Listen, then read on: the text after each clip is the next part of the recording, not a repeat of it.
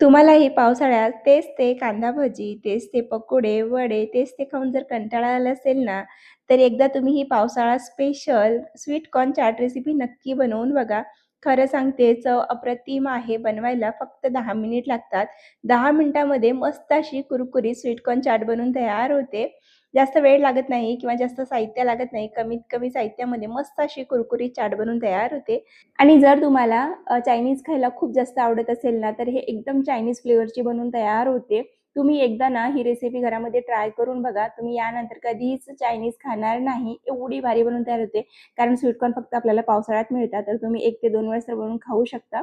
तर सगळ्यात आधी ना आपल्याला इथे स्वीट कॉर्न घ्यायचे आहेत आणि त्याला सोलून घ्यायचं. त्याच्यावरची पूर्ण साल काढून घ्यायचे. एकदम कोवळे कणीस घ्यायचं आपल्याला. तर बघा इथे मी पूर्णपणे छान साफ करून घेते. त्याच्यावर जे धागे आहेत ते सुद्धा मी काढून घेतले आहेत. आता आपल्याला हे ना 2 तुकड्यामध्ये तोडून घ्यायचे आहेत. म्हणजे आपल्याला याचे बिया काढून घ्यायचे आहेत. व्यवस्थित सगळं स्वीटकॉर्न सोलून घ्यायचं बघा अशा पद्धतीने. आणि इथे मी बिया काढून घेतलेत. आता आपल्याला हे बॉईल करून घ्यायचंय. त्याच्यासाठी ना एक पॅन घ्यायचंय. त्याच्यामध्ये पाणी ठेवायचंय गरम होण्यासाठी. तर बघा इथे मी जवळपास 2 ते 2.5 ग्लास इतकं पाणी गरम होण्यासाठी ठेवलेलं आहे. त्याच्यामध्ये आपल्याला अर्धा चमचा इतकं चवीपुरतं मीठ ॲड करायचं आहे आणि त्यानंतर त्याच्यामध्ये आपण सोलून घेतलेली स्वीटकॉर्न ॲड करून घ्यायचं आहे. 5-6 मिनिटापर्यंत स्वीटकॉर्न व्यवस्थित बॉईल करून घ्यायचे. जास्त वेळ लागत नाही. 5 ते 6 मिनिटामध्ये स्वीटकॉर्न पूर्णपणे बॉईल होऊन जाते. तर बघा इथे पूर्णपणे कलर चेंज झालेला आहे. खूप छान असा स्वीटकॉर्न इथे बॉईल झालेला आहे. आता आपल्याला याच्यातलं पूर्ण पाणी काढून घ्यायचं आहे. त्याच्यासाठी बघा इथे मी एक चाळणी घेतलेली आहे आणि खाली एक बाउल ठेवायचं आहे. त्याच्यावर चाळणी ठेवायची आणि आपल्याला हे चाळून घ्यायचं. याच्यातलं पूर्ण पाणी काढून घ्यायचं आहे. आता बघा इथे मी पूर्ण पाणी काढून घेतलेलं आहे. पूर्णपणे ड्राय करायचं आहे आणि आता जोपर्यंत पूर्ण थंड होत नाही तोपर्यंत थंड करून घ्यायचं आहे. मी बाजूला ठेवून घेतलंय. आता तोपर्यंत आपण बाकीची तयारी करून घेऊया. त्याच्यासाठी बघा इथे मी एक सिमला मिरची घेतलेली आहे, कांदा घेतलाय, थोडीशी कोथिंबीर घेतलेली आहे, आलं घेतलाय, लसूण घेतली आहे आणि थोडीशी गाजर घेतलेली आहे एक. तर सगळ्यात आधी ना कांदा आपल्याला एकदम बारीक-बारीक चिरून घ्यायचा आहे. जेवढा बारीक चिरता येतो आपल्याला तेवढा बारीक चिरायचा आहे. त्यानंतर बघा इथे मी सिमला मिरची सुद्धा जशी कांदा बारीक चिरलेला आहे त्याच साइजचं मी सिमला मिरची पण कट करून घेतलेली आहे. त्यानंतर आपल्याला गाजर सुद्धा एकदम बारीक कट करून घ्यायचं आहे. सगळे व्हेजिटेबल्स आपले एकसारखे कट करून घ्यायचे आहेत. तर इथे तुम्ही बघू शकता सिमला मिर्च, कांदा आणि गाजर पण मी एकदम बारीक चिरून घेतलेली आहे. त्यानंतर आपल्याला कोथिंबीर सुद्धा एकदम बारीक-बारीक चिरून घ्यायची आहे. 10 ते 12 लसूण कळ्या घेतले ते सुद्धा आपल्याला एकदम बारीक चिरून घ्यायचे. इथे थोडंसं लसूण आपल्याला जास्त वापरायचं त्यानंतर बघा इथे मी आलं सुद्धा एकदम बारीक चिरून घेतलेलं आहे. जेवढी छान बारीक चिरता येते ना तेवढी बारीक चिरून घ्यायची आपल्याला आलं आणि लसूण. आणि इथे बघा मी आलं पण चिरून घेतलेलं आहे. गाजर, सिमला मिर्च, कांदा, कोथिंबीर सगळं चिरून तयार झालंय. आता ते बाजूला ठेवून घेऊया. आणि इथे आपले कॉर्न पण पूर्णपणे थंड झाले. छान पाणी ड्राय झालेलं आहे त्याच्यावरचं. आता आपल्याला सगळ्यात आधी हे तळून घ्यायचे. त्याच्यामध्ये आपल्याला थोडंसं ना एक पाव वाटी इतकं कॉर्नफ्लॉवर ॲड करायचं आहे. कॉर्नफ्लॉवर ॲड करत असताना थोडं-थोडं करून ॲड करायचं आहे. म्हणजे एकाच वेळेला भरपूर ॲड करायचं नाही. बघा मी आधी थोडंसं 1 चमचा इतकं ॲड केलं. त्यानंतर थोडंसं मिक्स केलं. त्यानंतर परत मी थोडंसं 1 ते 1.5 चमचा इतकं ॲड केलेलं आहे. जवळपास इथे मी 3 ते 4 चम्मच इतकं कॉर्नफ्लॉवर ॲड केलेलं आहे आणि वाटीने बघितलं तर एक पाव वाटी इतकं ॲड करून घेतलेलं आहे. सगळ्यात आधी कॉर्नफ्लॉवर ॲड करायचं, व्यवस्थित हलक्या हाताने मिक्स करायचं. त्यानंतर 2 चमचा इतकं मैदा ॲड करायचं. बघा इथे मी मैदा पण थोडं-थोडं करूनच ॲड केलेला आहे. एकाच वेळेला पूर्ण ॲड केलेलं नाही. 2 चमचा इतकं मैदा ॲड केल्यानंतर परत हाताने मोकळ्या हाताने छान असं सुटसुटीत करून घ्यायचं. बघा इथे तुम्ही बघू शकता. आता शेवटी काय करायचं, एक चमचाभर पाणी हातामध्ये घ्यायचं आणि बघा असं थोडंसं त्याला व्यवस्थित कोट झालं पाहिजे. मैदा कॉर्नफ्लॉवरची कोटिंग व्यवस्थित झाली पाहिजे. त्याला तळत असताना निघावं नाही म्हणून बघा असं करून घ्यायचंय. आणि इथे आपलं स्वीटकॉर्न तळण्यासाठी तयार आहे. बघा लावून घेतल्यानंतर लगेच तळायला घ्यायचं.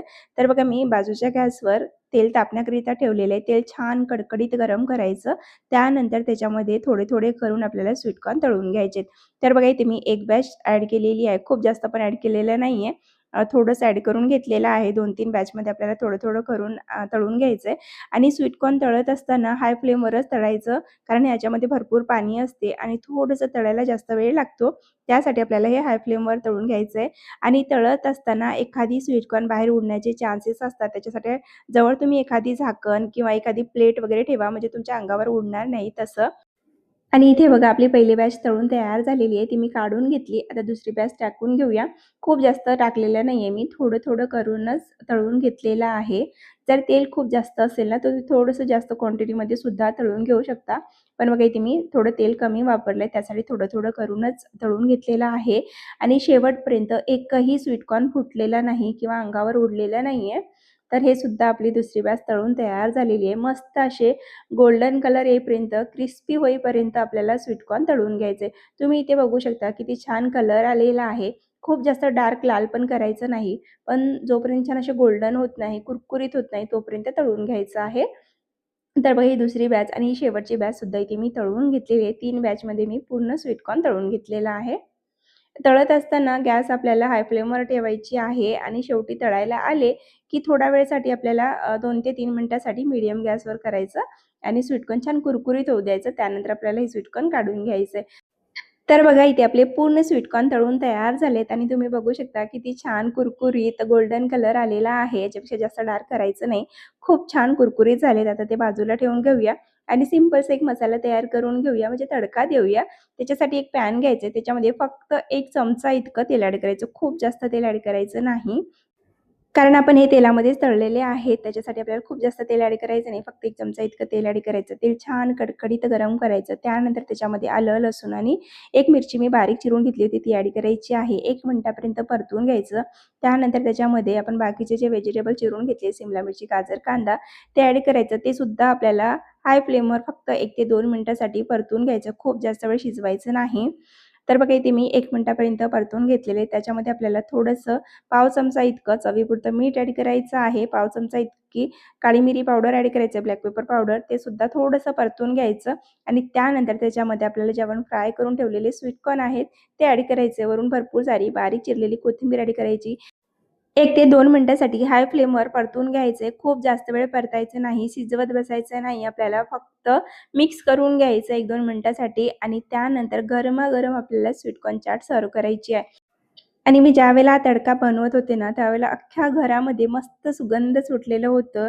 असं वाटत होतं, की कधी बनणार आणि कधी खाणार एवढं भारी सुगंध सुटलेलं होतं घरामध्ये. तर बघा आपला स्वीटकॉर्न इथे बनवून तयार झालेला आहे. आता आपण गरम-गरम हा स्वीटकॉर्न चाट सर्व्ह करून घेऊया. त्याच्यासाठी बघा इथे मी एक प्लेट घेतलेली आहे. त्याच्यामध्ये स्वीटकॉर्न चाट सर्व्ह केली आहे. त्यानंतर त्याच्यावरून भरपूर सारी बारीक चिरलेली कोथिंबीर गार्निश करायची आहे. जर लिंबू आवडत असेल ना, तर वरून थोडंसं लिंबू पिळायचं आहे. आणि इथे आपली गरमागरम स्वीटकॉर्न चाट बनवून तयार झालेली आहे. कशी वाटली रेसिपी कमेंट करून नक्की सांगा. व्हिडिओ आवडला असेल तर एक लाईक करा.